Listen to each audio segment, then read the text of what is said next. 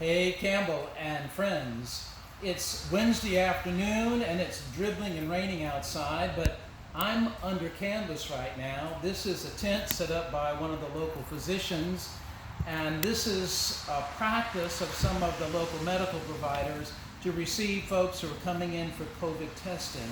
And I mention that to you simply because our numbers for COVID infections are still pretty high on the northern neck, and we need to practice safe distancing and wearing our masks, but also to say to you, if you in any way are concerned or you have any symptomology regarding the coronavirus, you need to be tested. And the place to start with that is a call to your personal physician and make that arrangement and come in and get that testing. It's important to be proactive on this for your safety and for the safety of family and friends.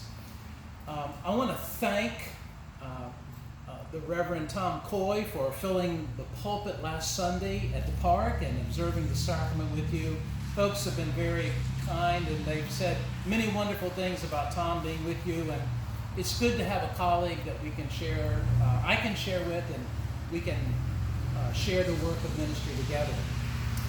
Some have asked about the Go and See initiative. We identified worship and mission as the two high themes for our future planning at Campbell. With the COVID, we've had to put that initiative, that work on hold. So I guess you could say the Go and See right now is the wait and see.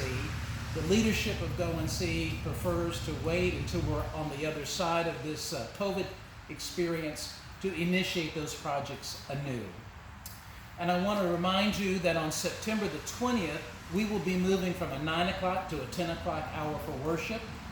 And we will also provide, following the service, a class for adults, and a separate program for our children and one for our youth. We'll be in the park for those first couple of weeks. It'll be an easy transition, so come to worship and plan now to stay, participate in that class. We'll practice safe distancing, and we have sufficient room in the park to make that a safe way to enjoy learning together. And finally, a note about the sermon on Sunday. It's from Matthew. It's the text about how many times should I forgive one who trespasses or who sins against me. 7, says Peter, 70 times 7. And Jesus interrupts Peter because Jesus reminds us that forgiveness is the gift of God's mercy, and as we have been forgiven, we are invited to forgive one another. And that's not something we calculate. We can't punch it out on a calculator or a smartphone.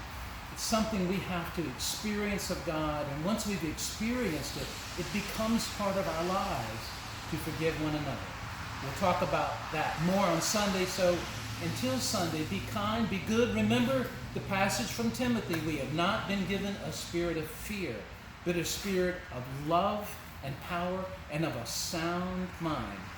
So be smart, stay well, love one another. Until Sunday, goodbye, friends, and God bless.